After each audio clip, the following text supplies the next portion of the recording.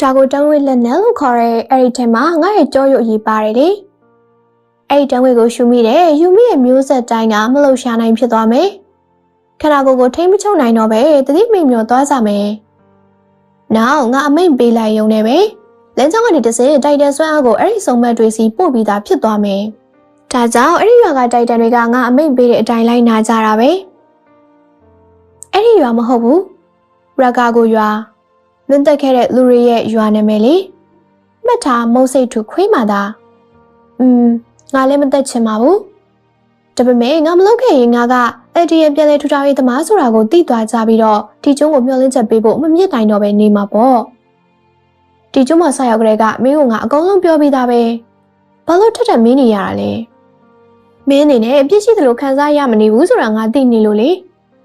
အဲ့ဒီရောက်တကယ်ကဲတင်ချင်တာလဲဆိုတာကိုတော့မသိပေမဲ့လူအသက်တွေကမင်းအတွက်အရေးမပါတာတော့သိကြတယ်မစ်စောမကြည့်ဘူးမဟုတ်လားသူများရဲ့ခံစားချက်ကိုသိတယ်လို့လည်းမပြောစမ်းပါနဲ့ငါသိပါတယ်ကွာအခုလောက်စော်ကြည့်နေရပဲလုံးလုံးနေပြီလေအော်ဟုတ်လားစကားမဆက်ငါနဲ့အေရန်ဘယ်တော့တွေ့ရပြီးတော့စမ်းသက်ချက်စလို့ရမှာလဲငါမှဆုံးဖြတ်ပိုင်ခွင့်မရှိဘူးရုံးချုပ်ကမင်းကိုစောင့်ရမှာပဲစောင့်နေဖို့အချိန်ရှိသေးတယ်ထင်ရင်တော့အမကြီးမှားနေပြီနော်ဒါတော့ငါထောက်ခံတယ်ပိုးရင်းလေးပိုင်ဘာပြောတယ်တားမှန်မဲလားတော်အောင်မကလေးငယ်များဆိုင်ကြီးကကောင်းလိုက်တာဒီလိုနေရာမျိုးတခါမှမရဘူးသေးဘူးငါရောပဲမိုက်တယ်မလားဒီနေ့အများကြီးစားကြနော်ဟုတ်ကဲ့ဘာလို့လဲမီယာကြောင်ပြီးတော့ရက်ကြည့်နေပါလားမဟုတ်နစိလို့ရှာနေတာပဲမီယာရဲ့တကယ်ပါပဲဘလို့တောကြတဲ့နေရာကများလာခဲ့ကြတာလဲမဟုတ်ပါဘူးဒီမှာမားလီသုံးမဲ့နဲ့အလုပ်လုပ်တာတကယ်ပဲလားတကယ်မလို့အတန်ကျဲကြီးနဲ့မပြောနဲ့စစ်သားတွေလည်းဒီကိုမကြခဏလာတတ်တယ်ဒီကမားလီတရားအောင်နဲ့တမိသားစလုံးခေါ်လာခဲ့တာလေအလကားကျွေးမယ်ဆိုတာနဲ့စိတ်မရှိပါနဲ့နော်မဟုတ်တာဒီနေ့ကျွန်တော်တာဝန်သားထားပါအဲ့ဒီတယောက်က blouse ကိုဖိတ်ထားတဲ့မားလီကလေသူ့နာမည်ကနီကိုလိုတဲ့သူ့ကိုမေးကြည့်ကြည့် blouse ကစစ်သားလည်းမဟုတ်ဘဲနဲ့သူ့ကိုဘာလို့ဒီကိုဖိတ်တာလဲအမက blouse ရဲ့သမီးလေနောက်ပြီးတော့စစ်သားသူ့စာပနာကိုလာတော့ကနီကိုကအမကိုမကြွေးရတော့မဟင်းတွေကိုငါတို့ကိုကြွေးချင်လို့ဆိုပြီးဖိတ်ခဲ့တာငါထင်တာတော့သူတို့နှစ်ယောက်ကချစ်သူတွေလို့ထင်တာပဲအလဲကွာအင်းသားကဒီဘက်မှာမဟုတ်ဘူးအင်းသားတော့မလို့မဟုတ်ပါဘူးနီကိုလိုကျမတို့ကမားလီဘက်ကလာခဲ့တာပါစစ်တီတော်ပြိုင်ပွဲဝင်နေပါ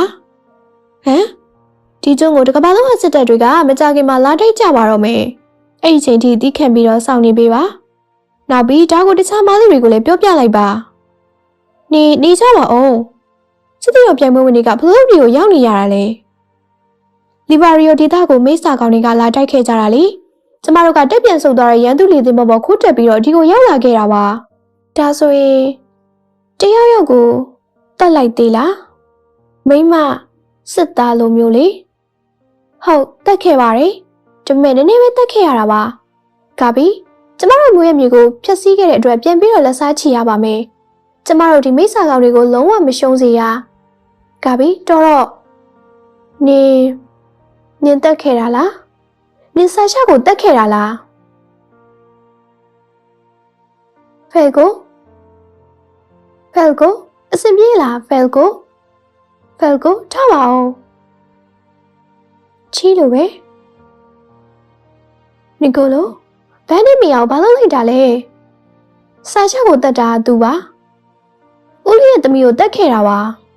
အခုမှကလေးပဲရှိသေးပေမဲ့တေချာလေးချင်ထားတဲ့မားလီစစ်သားပါမားလီကပြန်ဆုတ်လာတဲ့လေသင်းမော့ပေါ်မှာဒီကောင်မကဦးလေးရဲ့သမီးကိုဆာရှာကိုပြစ်တက်ခဲ့တာပါသမီး blouse ယူလိုက်ပါ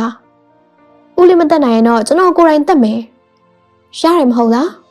မဖြစ်ဘူးအားလုံးတွေကိုလာကြအောင်ဆာရှာကိုတက်တဲ့စောက်ကလေးဘာတွေဖြစ်နေရလဲနီကိုလိုသူတို့ထွက်ပြေးသွားတယ်လို့တော့ကြားတယ်မင်းကဘာလို့မလို့လဲမလာနဲ့နောက်ဆုံးဆာရှာအတွက်လက်စားချီမလို့ရှင့်တိုးမလာကြနဲ့မလုပ်ပါနဲ့ဖဲကိုနဲ့မဆိုင်ပါဘူးဒီကောင်လေးကနေရပါလဲနင့်ကိုကာပေးလို့သူဒီလိုဖြစ်ရတာလေနင့်အတွက်အရေးကြီးရလူလားငါအတွက်အရေးပါတယ်လူလည်းရှိတယ်မိစ္ဆာကောင်မျိုးဆက်ကွာဒါပေမဲ့ငါချစ်တဲ့ဟင်တွေကိုသူကတခြားသူတွေထပ်ပို့ပြီးတော့ကြိုက်ခဲ့တာဒီလိုအဓိပ္ပာယ်မရှိတဲ့စစ်ပွဲကနေငါ့ကိုကဲတင်ခဲ့တာ ငါကလူတွေပြောရှင်ဖို့ချက်ပြုတ်ပေးရမယ်လို့ဆိုတာကိုသူ့ကြောင့်ငါသဘောပေါက်ခဲ့တာ။ तू က Sasha Blouse နင်ပြစ်တက်ခဲ့တဲ့လူရဲ့နာမည်ပဲ။ကျမအတွက်ရေးပါတဲ့သူတွေကို तू တက်ခဲ့တာ။အဲ့ Sasha Blouse ကတက်ခဲ့တာ။အဲ့ဒါကြောင့်ကျမလက်စားပြန်ချီတာ။အရင်ဆုံးတက်ခဲ့တာက तू ဘသူအရင်တက်စောက်ကြည့်မဆိုင်ဘူး။အတိတ်တရားရပါတော့ရှင်ကမားလေးစစ်သားလေ။အဲ့ဒီမိစ္ဆာကောင်မကရှင်ကိုလှည့်ပြခဲ့တာနေမှာမိစ္ဆာကောင်လေးစီမှာအရှုံးမပေးလိုက်ပါနဲ့။နီကိုလိုဦးကိုထားပေးပါ။လုပ်ပါ။ဒေါ်လာဘီဘလောက်စိတ်လျှော့ပါဆာရှာကမုတ်ဆိုငယ်ငယ်လေးကမြပြစ်တင်ပေးထားပြီးတော့တောထဲမှာအမဲလိုက်ထွက်ခဲ့ကြတာအဲ့ဒါကဥရုရဲ့ဘဝပါပဲဒါပေမဲ့အခြေအနေတွေမတူညီတော့တဲ့တနေ့ရောက်လာမယ်ဆိုတာကိုဥသိခဲ့လို့ဆာရှာကိုတောအုပ်ထဲကနေထွက်သွားခိုင်းလိုက်တာကဘာကြီးအကျဲကြီးထဲမှာစစ်သားပြစ်လာခဲ့တဲ့ဆာရှာကတခြားနိုင်ငံတွေကိုစစ်တိုက်ထွက်ပြီးတော့လူတွေကိုတက်ရင်နဲ့သူပါတေးခဲ့ရတာသူ့ကိုတောအုပ်ထဲကထွက်သွားခိုင်းတယ်လို့ထင်ခဲ့ပေမဲ့ကဘာကြီးကတမလားတေးမလားပဲရွေးစရာရှိတဲ့တောအုပ်အကြီးကြီးဖြစ်နေခဲ့တယ်။ဆာရှာကဒီတောအုပ်ကြီးထဲမှာအကြာရှိလျှောက်သွားနေခဲ့လို့တေးခဲ့ရတာပဲ။ကလေးတွေကိုတော့ဒီတောအုပ်ကြီးနဲ့ဝေးရမှာပဲထားရမယ်။မဟုတ်ရင်ဒီလိုပြည့်ပြည့်တွေပဲအကြိမ်ကြိမ်ဖန်တရားတရားဖြစ်နေလိမ့်မယ်။အဲဒါကြောင့်အတိတ်ကမုန်းတရားရဲ့အပြစ်တွေကိုတန်ဖိုးထားရမှာကဥရောလူကြီးတွေရဲ့တာဝန်မှာနီကိုလိုဘန်းကိုလွှတ်လိုက်ပါ။ဟုတ်ပြီ။လီဆာသူ့ကိုဖြည်းဖြည်းချင်းရွှေ့ပေး။မီယာအဆင်ပြေလားတကယ်ကိုကျမကိုမမောဘူးလားနေမကိုတက်ခဲ့တာမလုံးနဲ့လူတက်သမားနေကငါတငယ်ချင်းလို့ထင်ခဲ့တာတခြားတဲ့ကိုခေါ်သွားလိုက်နင်တက်ခဲ့တာအဓိကဟင်ပွဲလေးအေးသွားလောက်ပြီဟန်ကြီးအဲ့ဒီကလေးရဲ့ပါဇက်ကိုရေးစီးပေးလိုက်ပါဦးဟိုဝိုင်နေသူ့ပါဇက်ထဲဝင်သွားတယ်နောက်ကျသွားလောက်ပြီလို့တော့ထင်တယ်အဲ့ဒီဝိုင်နေမှာဘာပါလို့လဲထင်တာကတော့ဇက်ကီးရဲ့ကြောရုပ်အရေးပါတယ်လို့ထင်တယ်ဆက်ကလေးတက်ခင်ရတယ်ဟုတ်ကဲ့အခုတတိုင်းထဲမှာရဲကခိုင်းသားတွေကကြီးစိုးနေပါတယ်အကုန်လုံးကဇက်ကီးကအဲရန်နဲ့ရိနာကိုထိန်းချုပ်ပြီးတော့လှုပ်ခိုင်းထားတဲ့ပြဿနာတွေလို့ယူဆရပါတယ်အဲ့ဒီတော့ရဲကတိုင်းသားတွေတောင်းဆိုထားတဲ့အတိုင်းအဲရန်ကိုဇက်ကီးရှိရာခေါ်လာဖို့များပါတယ်ပြီးစက်ကဒီတိုင်းတကယ်သဘောတူလိုက်တာလားဘိုးကြီးတဲ့အတိုင်းပဲတမှုကစိတ်တက်ခိုင်မာပါတယ်တယောက်ယောက်ကိုအဲရန်ကိုစားခိုင်းရမှာမဟုတ်ဘူးလားဟုတ်ပါတယ်ငါအဲရန်ရဲ့တက်ကိုအချိန်ချင်းခဲ့တာအချိန်တိုင်းမှာငါလူတွေအများကြီးတည်ခဲ့ရတယ်အဲ့ဒါကလူသားမျိုးတွေရှင်သန်နိုင်ဖို့မျှော်လင့်ချက်လို့ထင်ခဲ့တာအဲ့လိုယုံကြည်ခဲ့တဲ့ရလကထားရဲလားတူတူကိုစိုးရတွေပြက်လုံးလို့ပဲငါတို့မျှော်လင့်ခဲ့တဲ့မျှော်လင့်ချက်ကဘာများလဲငါတို့စူးစမ်းခဲ့ရသမျှအားလုံးကဒီလိုပြက်လုံးမျိုးအတွက်တည်းလားဘာသဘောလဲကွာဝိုင်းထဲမှာဇက်ကီးရဲ့ကြောရုပ်အရေးပါနေတာလားတက်တည်ပြစရာတော့မရှိဘူးဒါပေမဲ့ဒီဝိုင်းတွေကပထမဆုံးကင်းတော့တင်ပေါ်ပေါ်မှာအများကြီးပါလာတာရက်တိုကင်းတော့ခီးမှာဒလောက်ဝိုင်းတွေအများကြီးမှမလို့တာထက်လာအောင်နောက်ပြီးငါဒီမှာစပုံမှုဆက်လို့တော့ဒီဝိုင်းကိုစစ်တပ်ကလူတွေကိုတိုက်ခိုင်းတာယာရုကြီးအရာရှိတွေကနေစပြီးတော့ဘသူကခိုင်းတာလဲရှယ်လီနာကငါသိသလောက်တော့သူကသူ့သဘောနဲ့သူငါ့ကိုခိုင်းခဲ့တာပဲတခြားစီစားစစ်သားတွေသိမသိတော့ငါလည်းမသိဘူးကျွန်တော်ကမှဒီချောင်းသိရတာပါဒါပေမဲ့ထူးဆန်းတယ်ဇက်ကီးအကျိုးကြီးကိုတောင်းမိတဲ့ ATM တွေကမလို့မရှာနိုင်ဖြစ်သွားမှာမဟုတ်လားအဲ့ဒါကဇက်ကီးရဲ့အပြောပဲမျက်မြင်သက်သေဘယ်သူမှမရှိတော့ဟုတ်မဟုတ်မသိကြဘူးဒါပေမဲ့ဒီစကားရဲ့တရားမှုကကြီးမားလို့နေသူပြောတဲ့လက္ခဏာတွေမပြတော့ဝိုင်းထဲမှာသူ့ရဲ့ကြောအရေးပါတယ်လို့ဘယ်သူမှမတွေးမိကြဘူးလေဒါပေမဲ့ဒါကမင်းရဲ့ထင်မဟုတ်လားသက်သေပြစရာတော့မရှိဘူးဒါပေမဲ့မားလီစစ်သားတိုင်းသိတယ်ဇက်ကီးရဲ့ကြောရုပ်အရေးကိုဘလို့အသုံးချခဲ့ကြတယ်ဆိုတာကိုပေါ့လွန်ခဲ့တဲ့10နှစ်လောက်တုန်းကမားလီကနိုင်ငံတနိုင်ငံရဲ့မြို့တော်ကိုတညရင်းနဲ့သိမ်းပိုက်ခဲ့တာလေရာကြီးရဲ့တိုက်တန်တွေမြို့ထဲမှာရုတ်တရက်ပေါ်လာတာအဲ့လိုမျိုးလုပ်ဖို့ကြံစီနေတာဖြစ်နိုင်တယ်ငါဘာလို့ဒီဝိုင်းတွေကိုစစ်တပ်အရာရှိတွေကိုတိုက်ရလဲဆိုတာတော့ငါလည်းမသိဘူးမင်းခုနကတော့အဲ့ဒီဝိုင်းကိုငါစီကယူလိုက်တာကငါတို့ကိုကာကွယ်ဖို့အတွက်လားမသိဘူးငါဘာတွေလုပ်နေမိရလဲငါဒီမိစ္ဆာကျုံကိုထောက်လန်းပြီးတော့ကဘာကြီးကိုကဲတင်ရမှာ ው လေ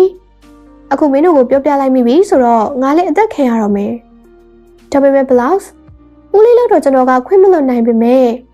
ဒီလိုဆိုရင်ကျွန်တော်အဖြစ်အတွက်နည်းနည်းလောက်တော့ပေးစစ်ပြီးသားဖြစ်ဖို့မျှော်လင့်ပါတယ်ကလေးတယောက်ကိုတတ်ဖို့လုပ်ခဲ့တာငါဘာရင်းများဖြစ်နေရလဲဘာလို့ကျမကိုကာကွယ်ခဲ့တာလဲ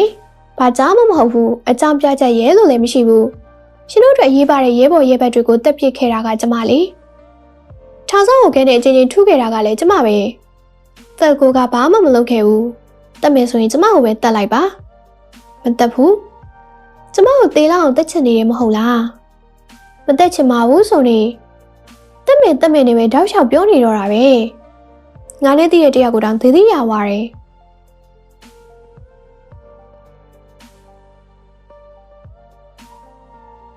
ဘာဖြစ်တာလဲတမှုဟန်ကြီး Flot တွေ့ရတာဝမ်းသာပါတယ်ခင်ဗျားစက်ကီဘယ်မှာရှိနေလဲဆိုတာကိုသိရမလားကျွန်တော်တို့ကိုအဲ့ဒီနေရာခေါ်သွားပါငါတို့မှမင်းတို့နဲ့အတိုက်ခံလို့ဖို့စိတ်ကူမရှိပါဘူးအဲ့ဒီကန်လန်ချက်ကိုညင်ပြီးပါပြီကျွန်တော်တို့ကစစ်တပ်နဲ့ညှိနှိုင်းမှာမဟုတ်ပါဘူးအဲ့ဒါကဘာလို့များလဲအဲရရဲ့ဆုံးဖြတ်ချက်ပါတမှုပြီးစကကျွေးကန်ကြမှာကိုကျွန်တော်တို့လက်ထဲထိမှာမဟုတ်ပါဘူး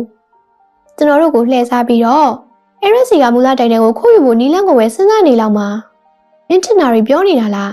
ဒါမှမဟုတ်မျိုးစောတက်ကမင်းရဲ့တငယ်ချင်းကပြောပြတာလားကျွန်တော်ကမင်းသမီးမေကွန်းတိုင်းကိုဖြစ်မဲ့သဘောကောင်းတဲ့လက်အောက်ခံတက်တာပုံမျိုးပေါက်နေလို့လားဒါမှမဟုတ်ခမရဲ့လက်အောက်ခံတက်တာမဟုတ်တော့ဘူးဆိုတာကိုသက်သေပြပေးရမလားကျွန်တော်တို့သာလိုက်ခဲ့ပါချီးလို့ပဲငါတို့ဒီမှာရှိရဘယ်လိုလုပ်တည်သွားတာလဲ Grace မမလည်းရောမင်းကယေလီနာပြောတဲ့အတိုင်းလိုက်လုံနေရလားနီကိုလိုမင်းက LTN တွေနဲ့အရင်ရင်းနှီးလွန်းသွားတယ်တနေ့နေ့ဒီလိုဖြစ်မယ်လို့ထင်တာပဲသူတို့တွေနဲ့ဆက်သွယ်မှုနီလန်ကိုမင်းကိုမပြောပြခဲ့တာမှန်သွားတယ် Lodge နားထောင်ငါတို့ချင်းချင်းသွေးခွဲနေဖို့အချိန်မရှိဘူးဇက်ကီရဲ့ကြောရီပါရဝိုင်ကိုစစ်တဲ့အရာရှိတွေတောင်းမိလိုက်ပြီငါတို့ကဇက်ကီရဲ့စီစဉ်တွေမှာဝင်ပါနေမိဟာအဲ့လိုဆိုရင်စောက်တုံးတက်ထိန်တွေကပို့ပြီးတော့တုံမှန်တိထားတာပေါ့ဒါပဲမဟုတ်လားတက်ထိန်တွေတောက်ခဲ့တာပါလို့ငါမပြောရသေးဘူးလေမမလည်းရောမင်းတို့တွေဝိုင်းချောင်းသိပြီးသားလားစားသုံးဆိုင်တွေမှာတူတူတက်တာပြောပါသွားနေပြီနော်ခုနကတန်က flash တို့နေတူလာတာလားဟုတ်တယ်မင်းတို့ကိုပြောစရာရှိလို့